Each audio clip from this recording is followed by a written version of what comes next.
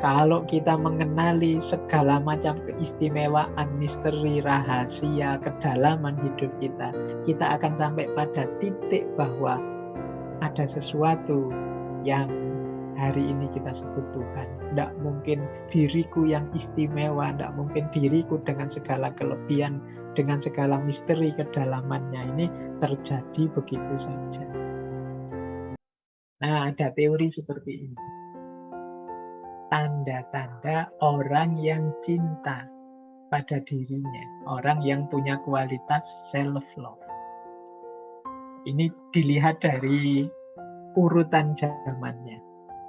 Orang yang mencintai dirinya itu, dia melihat masa lalu tanpa penyesalan. Melihat hari ini dengan rasa syukur, dan melihat masa depan tanpa rasa khawatir. Kalau teman-teman punya kualitas ini, mungkin tenang hidupnya. Hari ini melihat masa lalu dan tidak menyesal.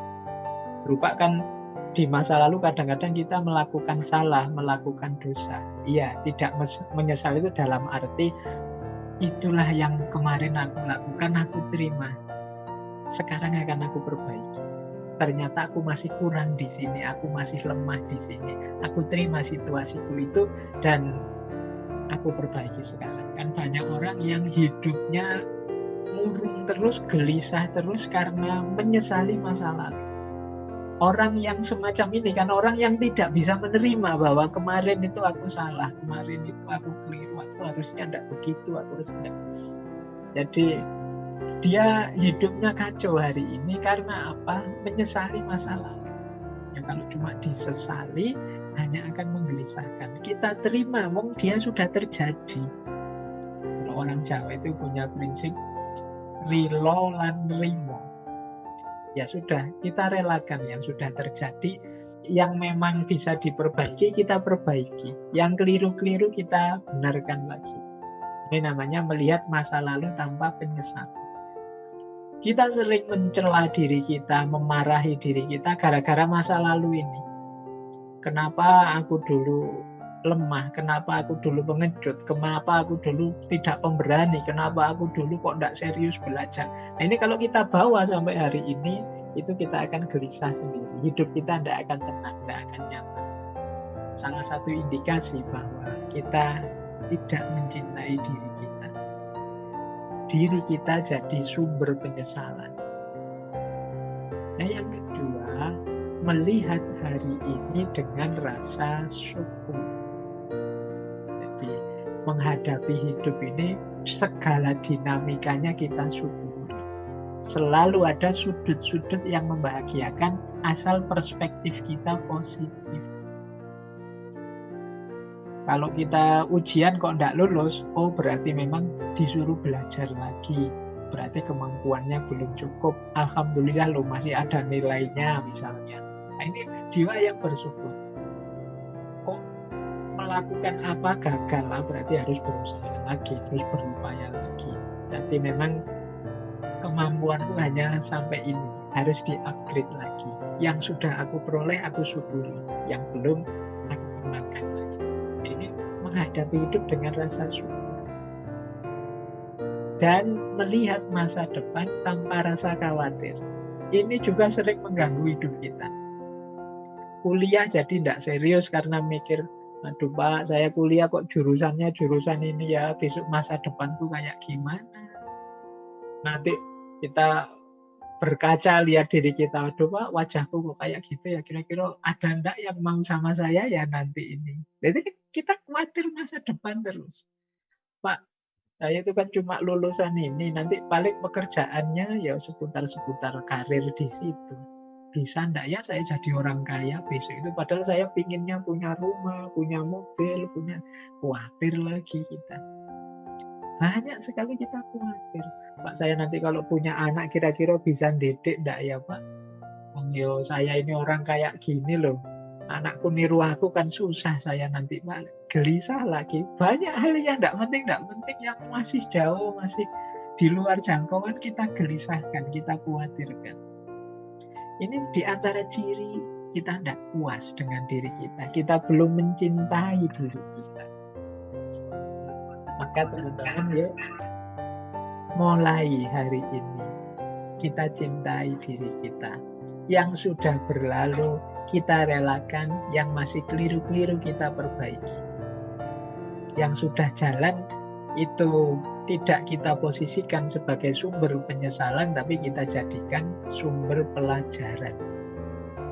Problem apapun yang kita dapat, kita terima hari ini, kita iringi dengan rasa syukur bahwa oleh Allah kita masih diberi daya, kekuatan, umur, teman, dukungan dari mana-mana untuk menyelesaikan banyak problem-problem kita. Tinggal kita mau atau tidak. Nah, ini hidup yang bersyukur. Untuk masa depan, pasrahkan semua pada Allah. Yang penting hari ini kita hidup dengan the best version of diri kita. Jadi versi terbaik diri kita wujudkan hari ini semampu kita. Versi terbaik saya itu, Pak, sudah mau sholat 5 waktu sekarang meskipun masih bolong-bolong. Nah, itu kan kuatnya saya hari ini masih itu. Semoga besok lebih baik lagi, lebih baik lagi. Nanti hasilnya di masa depan apa? Di luar kuasa kita, pasrahkan saja pada yang di atas, pada Allah. Jadi masa lalu tanpa penyesalan, masa kini syukur yang mendalam, dan masa depan tanpa kekhawatiran. Ini menunjukkan kita puas dengan diri kita. Indikasi bahwa kita mencintai diri. Jadi ini penting bagi teman-teman untuk membangun kualitas dan kualifikasi ini. Nah, kalau ini manifestasi. Manifestasi itu bukti bahwa kita ini benar-benar sosok yang mencintai diri kita. Nah, ini istilahnya ada self-nya semua. Ini menurut saya konsep diri yang ideal, yang mencintai dirinya. Yang paling dasar, paling aman, orang yang mencintai diri itu adalah self-awareness. Self-awareness itu orang yang menyadari dirinya. Jadi self-awareness itu ya orang yang punya pengetahuan, sadar tentang kondisi dirinya. Oh, aku itu orangnya kayak gini. Kelebihanku ini, kekuranganku ini. Ini self-awareness, sadar tentang dirinya. Banyak orang itu yang cuek dengan dirinya. Saya sering mendengar kalimat-kalimat yang menunjukkan orang ini cuek dengan dirinya. Misalnya, alah Pak, saya hidup ini ya mengalir saja lah Pak. Yang lain ngapain ya saya ikut, yang lain ke utara saya ke utara, yang lain ke selatan saya ikut ke selatan. Saya ikuti saja Pak, alirannya itu nanti kemana. Nah, ini namanya belum self-awareness. Tidak sadar keunikan dirinya. Kalian itu istimewa, oleh Allah diberi banyak potensi. Sadari itu, gali apa kelebihan-kelebihanku, apa kekuranganku, bagaimana menghadapi tantangan hidupku. Nah, ini namanya self-awareness. Ayo disadari. Ini langkah pertama. Tidak mungkin orang mencintai tanpa pengetahuan, tanpa kefahaman. Maka cinta diri juga begitu. Kalau kita tidak kenal diri kita, ya kita tidak mungkin cinta pada diri kita. Bahkan dalam ada satu adagium terkenal sekali, man arofa nafsahu faqad arofa rabbahu. Orang yang kenal dirinya, pada akhirnya dia akan kenal ada Tuhan. Jadi kalau kita mengenali segala macam keistimewaan, misteri, rahasia, kedalaman hidup kita, kita akan sampai pada titik bahwa ada sesuatu yang hari ini kita sebut Tuhan. Tidak mungkin diriku yang istimewa, tidak mungkin diriku dengan segala kelebihan, dengan segala misteri kedalamannya ini terjadi begitu saja. Jadi man arofa nafsahu faqad arofa rabbahu. Semakin kita mengenal diri, semakin kita yakin tentang keberadaan Tuhan. Nah, ini namanya self-awareness. Yang kedua, self-worth. Jadi, paham tentang nilai diri. Jadi, ya aku ini memang manusia tidak sempurna, tapi aku ini berharga. Manusia itu oleh Allah diciptakan ahsanu taqwim. Dia adalah makhluk yang terbaik, ciptaan terbaik. Nah, mari kita akui dan kita yakini harga diri kita. Ya orang yang merasa dirinya tidak berharga, tidak mungkin dia mencintai dirinya. Lanjutan self-worth adalah self-esteem, kebanggaan diri.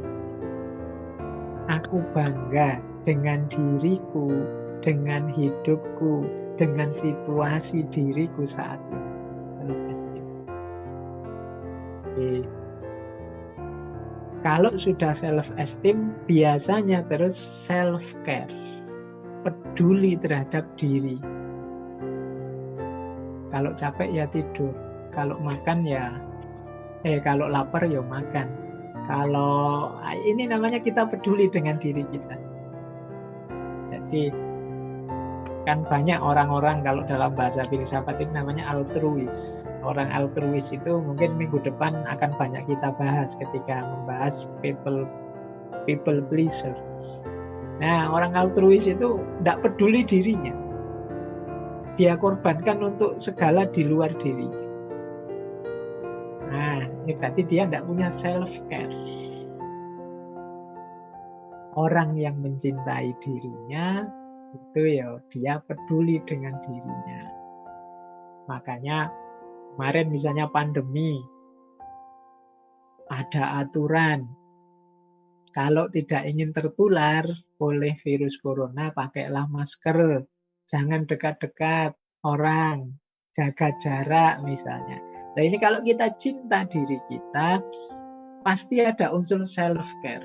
Upaya agar aku tidak tertular.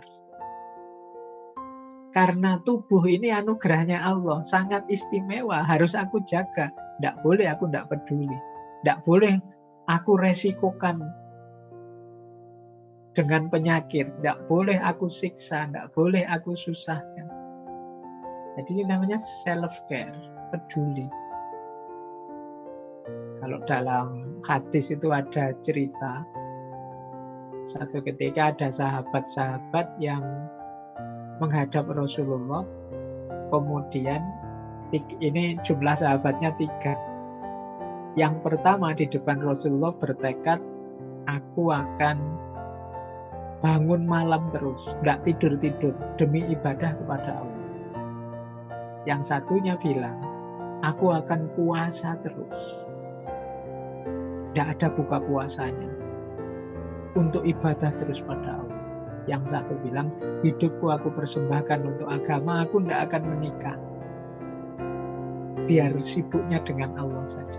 Nah, tekad dari 3 sahabat ini ketika terdengar oleh Rasulullah malah menegur, mengingatkan, aku ini nabi, tapi aku tidur, ya aku bangun malam.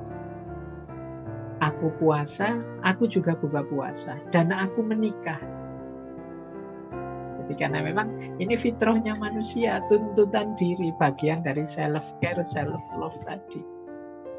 Tubuh kita butuh istirahat, tubuh kita butuh makan juga. Tidak boleh kita tidak peduli.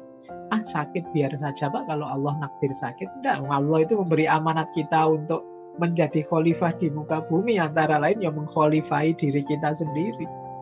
Kalau kita cuek saja, tidak peduli dengan diri kita, itu ya berarti kita gagal menjadi khalifahnya untuk diri kita sendiri. Apalagi untuk mengkhalifai alam semesta. Jadi ciri self-love yang keempat adalah peduli diri. Nah yang kelima, kalau ini tidak sekedar membanggakan diri atau bersyukur, tapi ada self-assessment. Mau melakukan evaluasi diri. Dulu kita pernah membahas tentang muhasabah. Ini bagian dari self-assessment. kita itu yo bukan makhluk yang sempurna. Ada kurang-kurangnya, ada keliru-kelirunya, ada meleset-melesetnya. Tidak selalu pas yang kita lakukan itu.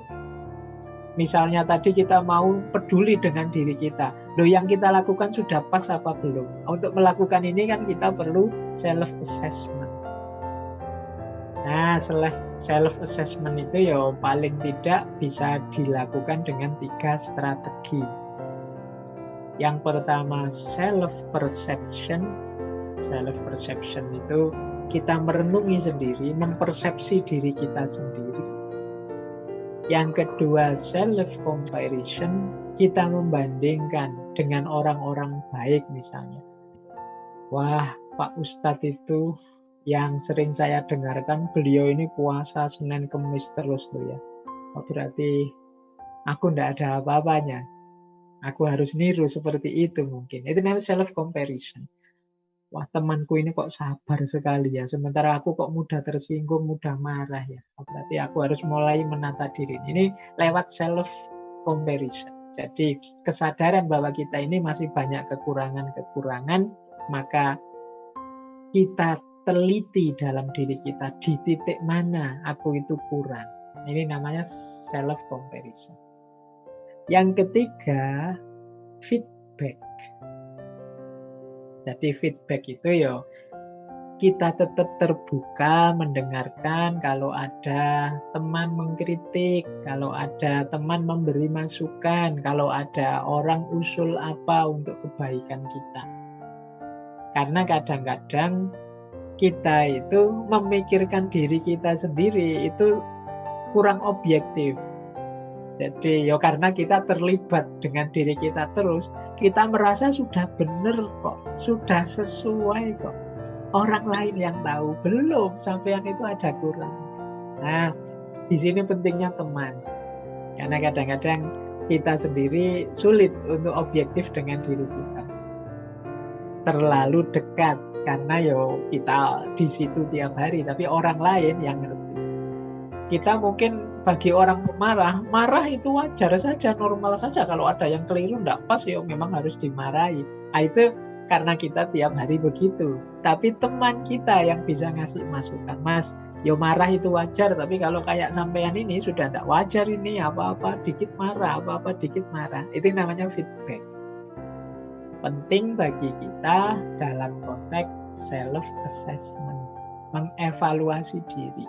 Jadi orang yang mencintai diri itu ya tidak hanya kok setuju saja, apa mengunggul-unggulkan dirinya saja, tidak begitu. Tapi juga mengevaluasi dirinya, self-assessment. Kalau sudah ketemu titik-titik mana kita ini kurang, titik-titik mana kita ini harus diperbaiki, pada akhirnya harus mau self-refinement. Self-refinement itu memperbaiki diri. Tidak sekedar tahu di mana saya lemah, tapi juga aku akan memperbaiki diriku biar jadi lebih baik. Nah, ini manifestasi dari self-love juga. Self-refinement. Setelah melakukan evaluasi, sekarang ditindaklanjuti dengan memperbaiki diri. Inilah nanti yang akan membuat kita semakin hari semakin meningkat kualitas hidup kita dan kualitas diri kita. Semakin kualitas diri kita meningkat, semakin cinta kita pada diri kita. Alhamdulillah sekarang saya rajin puasa.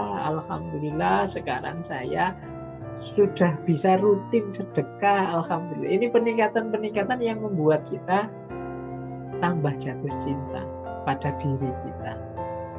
Kalau flat-flat saja, tidak ada peningkatan apa-apa, ya mungkin lama-lama kita bosen juga dengan diri kita. Diriku ini kok kayak gini terus, tidak ada perkembangan apa-apa. Itu biasanya ya terus kita kecewa dengan diri kita. Tapi kalau sedikit-sedikit kita sadari, saya juga meningkat kok sedikit-sedikit, aku juga ada naiknya, mungkin bagian ininya, bagian itunya, itu akan menguatkan self-love. Jadi mencintai diri itu ya tidak sekedar melayani, peduli, menerima, bersyukur dan lain sebagainya, tapi juga ada aspek evaluasinya. ada aspek perbaikan dirinya. Inilah manifestasi dari self love.